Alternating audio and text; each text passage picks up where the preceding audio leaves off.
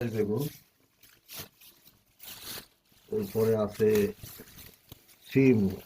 আগে সিমের বিচি দেখালাম, এখানে আছে হলো পুঁই শাক এবং পুঁই শাকের বিচি। সবকিছুই একদম নিজেদের গাছে এবং একদম খাঁটি। এটা হলো সিম, এটা হলো সিম। এই সিমগুলো খেতে খুবই মজা। গাছের জিনিস সবই মজার হয়। আর আছে এগুলো পোলাও চাল।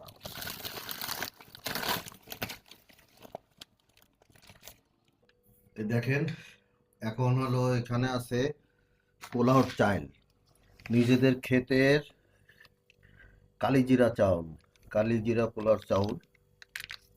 এটা খুবই সুন্দর, সুন্দর একটা ঘ্রাণ আছে।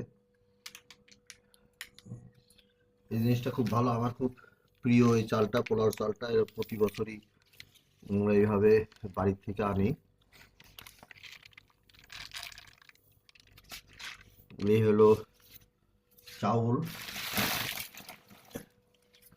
এরপরে আর একটা জিনিস আছে শেষ, সেটা হলো আমার খুব পছন্দের একটা জিনিস, সেটা হলো এই দই।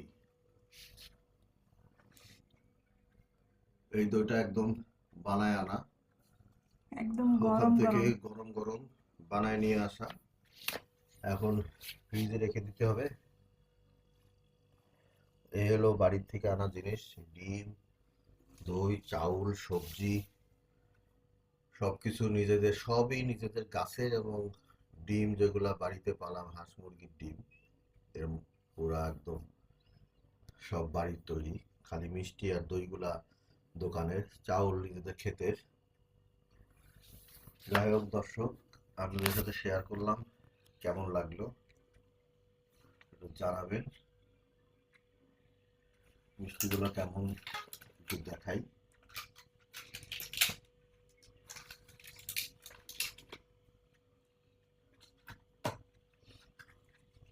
এটা হলো মিষ্টি, এটা অরিজিনাল ছানার মিষ্টি। এটা ছানার মিষ্টি, একদম খাঁটি ছানার মিষ্টি।